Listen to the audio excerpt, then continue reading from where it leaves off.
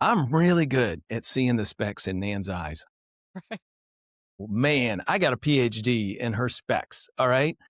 And human nature is we just see what's wrong about other people. See, part of it is, again, this part of our brain that is looking for threat. See, if I see something wrong in you, that tells me maybe you don't love me the way I want you to love me. Maybe I'm not as safe in this relationship as I really want to be. And so I'm constantly on the lookout for things in you that tell me you're not loved, you're not safe. But unfortunately, what that does is make me an expert in your specs. And if I'm focusing on her specs all the time, I am not, Jesus said, focusing on my log. You fool.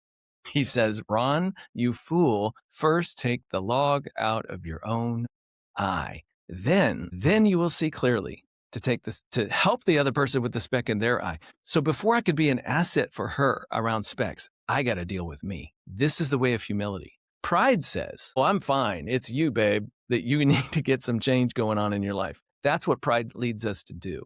But humility says, look in the mirror first, Ron. Deal with yourself. So the first thing I've got to do is see how I'm reacting, how I'm responding, what's going on with me. I've got to put on humility about that, and I've got to take charge of me. That's self-control. I got to take self-control over me. When I get into a better place and start acting better, then I can maybe love and support and be compassionate and be curious and attuned to you.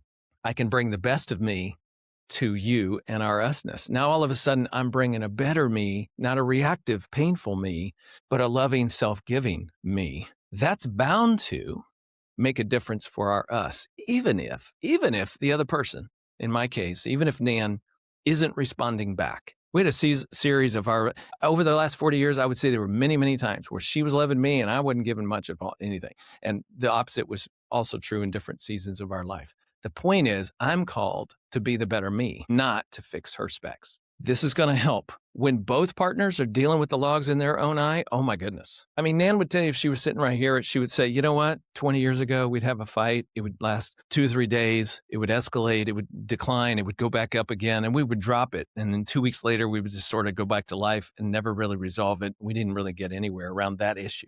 But today, she would tell you, we still have triggers. We still have moments where one of us goes off and the other one goes off, and we catch it in about 30 seconds. It doesn't matter who started it. And we both do our log work. And then we go, okay, now I'm in a better place. Let me take another run at this. And in 2 minutes, we get through it. We resolve it. We move past. It's so different because we stopped majoring in specs and started majoring in logs. This is monumental for couples who feel stuck. Anybody watching, listening right now who just goes, I just don't know if it's even worth it anymore. Yeah, I know. Give up the spec stuff. It's not going to help. We want to teach you in the Mindful Marriage how to focus on logs, how to create that change for yourself, and how it ripples then into your usness.